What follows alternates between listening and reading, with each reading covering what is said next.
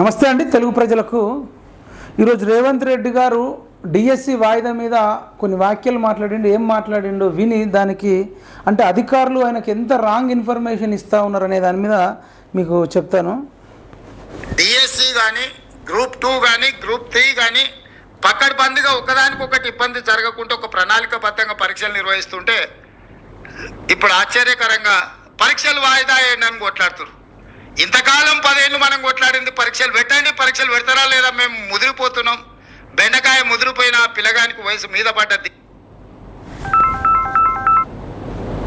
నువ్వు వాయిదా లేయని. DSC notification 2 సంవత్సరాల కింద ఇచ్చిన నోటిఫికేషన్ 2 సంవత్సరాల వల్ల పిల్లలందరిలో అన్రెస్ట్ పెరిగిపోయింది. 2 ఏళ్ళ నుంచి వాళ్ళు డిఎస్సి కోసం ప్రిపేర్ అవుతున్నారు.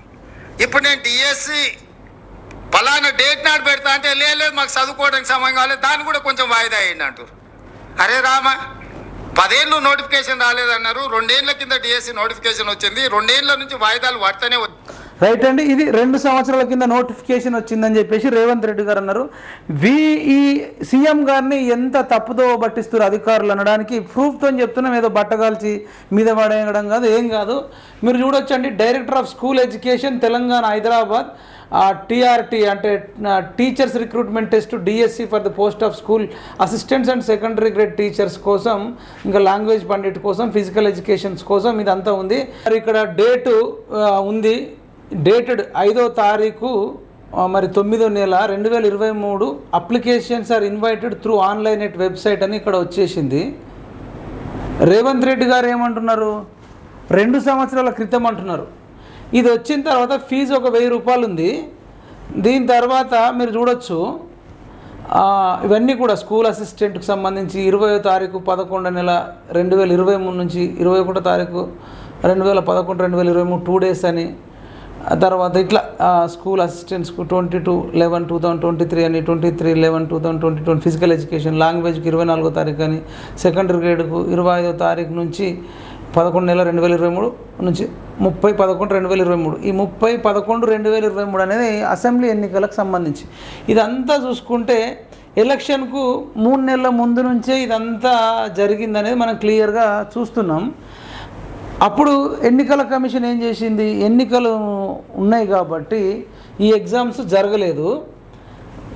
అప్పుడు ఇదే రేవంత్ రెడ్డి కానీ, తీన్మార్మలను కానీ, కోదండరాం, రియాజ్ సార్, బల్మూర్ వెంకట్, మానవ చెనగాని దయాకర్, ఇట్లాంటి వాళ్ళు, ఆ గాలి హర్షవర్ధన్ రెడ్డి, వీళ్ళంతా కాంగ్రెస్ నాయకులంతా కూడా మీరు 2-3 నెలలు పుస్తకాలు పక్కకు పడేయండి, మా కాంగ్రెస్ పార్టీని గెలిపియండి, మేము వచ్చిన తర్వాత మెగా డిఎస్సి 25,000 వేస్తాం, అందరికీ జాబులు వస్తాయని చెప్పారు.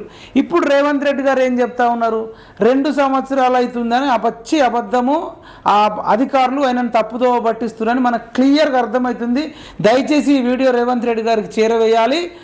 వచ్చిన అంటే ఎలక్షన్కు 3 నెలల ముందే వచ్చింది అంటే ఇప్పటికీ ఇప్పుడు ఈ గవర్నమెంట్ వచ్చి 8 నెలలు అవుతుంది దగ్గర. అప్పుడు ఒక 3 నెలల ముందు వచ్చింది. ఆ 3 నెలలంతా కూడా ఎన్నికల కోసమే, కాంగ్రెస్ పార్టీ గెలుపు కోసమే వాళ్ళు పనిచేసినారు. వాళ్ళు అసలు అప్పుడు చదివిందేం లేదు, పోస్ట్ పోన్ చేయాలని చెప్పేసి వాళ్ళు ఇందిరా పార్క్ దగ్గర ధర్నాలు చేస్తే తర్వాత నేనే గోషామాల్ స్టేడియంలో వాళ్ళను పాపం పెట్టినారు. అంతకుముందు విద్యాశాఖ ముట్టడిచ్చినప్పుడు కూడా గోషామాల్ స్టేడియంలో వేలాది మంది టీచర్ అభ్యర్థులను పెడితే ఇంకా పోస్టులు పెంచాలని వాళ్ళు కొంతకాలం ఉద్యమం చేస్తే మనం పిఎంఆర్ టీవీ ఛానల్ నుంచి కవర్ చేసినాం. అదేవిధంగా అవనిగడ్డ వెళ్ళినాం, టీచర్ అభ్యర్థుల కోసం సిటీ లైబ్రరీకి వెళ్ళినాం, చిక్కడపల్లికి ఓయూ లైబ్రరీకి వెళ్ళినాం, అట్లా రాష్ట్ర వ్యాప్తంగా తిరిగినాం. అప్పుడు చదవడం బంద్ చేసి వాళ్ళు కాంగ్రెస్ పార్టీని గెలిపించడం కోసం వాళ్ళ భుజస్కంధాలపై వేసుకున్న యుద్ధ వీరులు వాళ్ళు.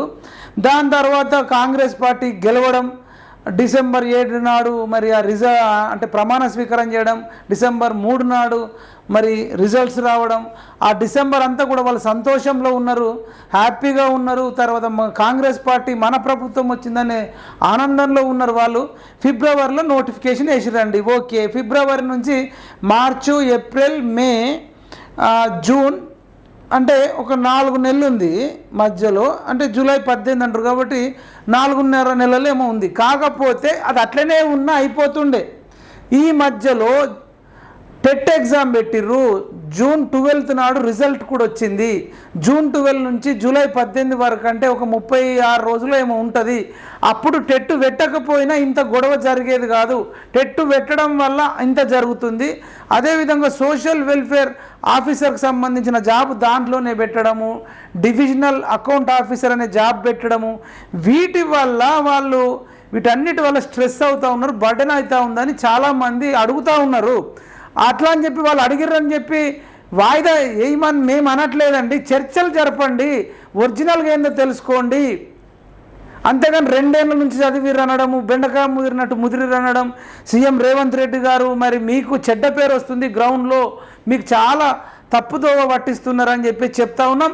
అదేవిధంగా వాళ్ళు రివిజన్కు టైం అడుగుతారు. ఇప్పుడు ఏం ప్రైవేట్ మాఫియానో ఎక్కడికో కోచింగ్ వెళ్ళడానికి లేదు. ఒక 2 నెలలో 3 నెలలో ఇవ్వడం వల్ల వాళ్ళు ఏం కోచింగ్ ఏం తీసుకోరు, అది రివిజన్ చేసుకోవడానికే టైం అడుగుతూ ఉన్నారు తప్ప మిమ్మల్ని తప్పుతో పట్టిస్తున్నారు. మీరు అనవసరంగా బీఆర్ఎస్ ట్రాప్లో నిరుద్యోగులు పోలేదు, బీఆర్ఎస్ ట్రాప్లో కాంగ్రెస్ పార్టీ పోయింది. గతంలో కేసీఆర్ కింద పనిచేసిన అధికారులే రేవంత్ రెడ్డి గారిని తప్పు పడుతూ ఉన్నారు. మీరు ఇకనైనా మేల్కొని ఈ అభ్యర్థులతోని మీరు చర్చలు జరపండి. అట్లా ఇన్సల్ట్ చేసినట్టు అవమానించినట్టు మాట్లాడొద్దు. అనేక మంది కాంగ్రెస్ కార్యకర్తలు కూడా, అంటే కాంగ్రెస్కి పనిచేసిన వాళ్ళు ఈవెన్ ఎంపీ ఎలక్షన్లో కూడా మీకోసం పనిచేసిరు. వాళ్ళు పుస్తకాలు పక్కకు పెట్టి ఖమ్మం కానీ, నల్గొండ కానీ, వరంగల్ కానీ, భువనగిరి కానీ, నాగర్ కర్నూలు కానీ, జహీరాబాద్లో కానీ అట్లా మొత్తం ఒక 8 ఎంపీ సీట్లు గెలవడంలో కూడా ఈ నిరుద్యోగులు కీలక పాత్ర వహించారు.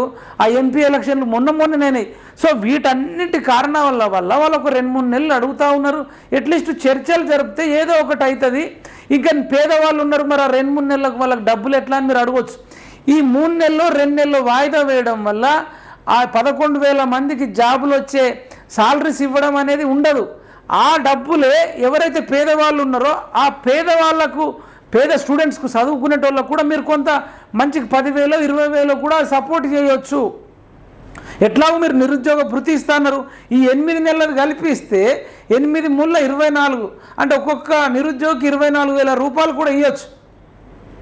మీరు ఇంకా ఉపాధి కిందనో దేనికి ఒక మంచికి 5 లక్షల కార్డు కూడా ఇస్తాం నిరుద్యోగులకు అని చెప్పినారు. అట్లా కూడా మీరు ఇవ్వాలనుకుంటే ఇవ్వచ్చు. దయచేసి మీ మీద చాలా నెగిటివ్ వెళ్ళిపోతుంది, మిమ్మల్ని చాలా తప్పుతో పట్టిస్తున్నారు. కావాలంటే మీరు గతంలో ఇదంతా కూడా మీరు చూడొచ్చు, ఇది మేము తయారు చేసింది కాదు, ఇదంతా ఉన్నాయి డేట్స్. కాబట్టి రేవంత్ రెడ్డి గారు మీరు వెంటనే మీ మాటలు వెనక్కు తీసుకోవాలని మా తెలంగాణ నిరుద్యోగ రక్షణ జేఏసీ నుంచి మేము రిక్వెస్ట్ చేస్తూ ఉన్నాం. మీరు అదేవిధంగా పిఎంఆర్ టీవీ ఛానల్ నుంచి కూడా రిక్వెస్ట్ చేస్తూ ఉన్నాం. మీరు ఇకనైనా వాస్తవాలు తెలుసుకోండి, మిమ్మల్ని తప్పుదోవ పట్టిస్తూ ఉన్నారని చెప్పేసి రేవంత్ రెడ్డి గారికి మా మైపాల్ యాదవ్ టీం నుంచి కూడా రిక్వెస్ట్ చేస్తున్నాం. నన్ను అనవసరంగా మొన్న ఏసీపీ జగన్ గారు నేనే రెచ్చగొడుతున్నానని నా మీద అబండాలు వేస్తూ ఉన్నాడు. కావాలంటే మీరు సర్వేలు చేయించుకోండి. ఉస్మానియా యూనివర్సిటీ అంబేద్కర్ లైబ్రరీ నుంచి కూడా వందలాది మంది చూస్తుండగా పోలీసులు చాలా నిర్బంధంగా బలవంతంగా కాళ్ళు చేతులు పట్టుకొని నడుము పట్టుకొని పోలీస్ జీప్ అంటే లాక్కెళ్ళి అందులో వేసుకెళ్ళి పిఎస్ నుంచి అఫ్జల్గంజ్ పిఎస్కి ఒక చిన్న రూమ్లో బంధించి మమ్మల్ని చేస్తున్నారు. మా శరీరాలను బంధిస్తారు కానీ మరి అంటే నిరుద్యోగుల ఒక బాధను, దుఃఖాన్ని మీరు అణిచివేయలేరు. ఇకనైనా ఎంతమంది ఉన్నారో వాళ్ళందరినీ వ్యక్తిగతంగా ఏదన్నా ఒక సర్వే చేస్తారా, ఏం చేస్తారా, మెజారిటీ ఏం కోరుకుంటున్నారో ఆలోచించండి. ఇప్పుడైతే మీరు మాట్లాడింది చాలా తప్పు. 2 సంవత్సరాలు అయితలేదు, ఎలక్షన్కు జస్ట్ 2-3 నెలల ముందే అది జరిగింది. ఆ 2-3 నెలలు కూడా వాళ్ళు పనిచేసారు. కాబట్టి ఆలోచించండి, మంచి నిర్ణయం తీసుకోండి, సర్వే చేయించుకోండి, చర్చలు జరపండి. నిరుద్యోగులకు దూరం అవుతున్నారు, మరి మీ ఇష్టం. నేనైతే తస్మాత్ జాగ్రత్త అని చెప్పేసి చెప్తా ఉన్నా. ఈ వీడియోని ఎక్కువ మందికి షేర్ చేయండి అని తెలియజేస్తూ మరి జై తెలంగాణ, జై జవాన్, జై కిసాన్, జై హింద్.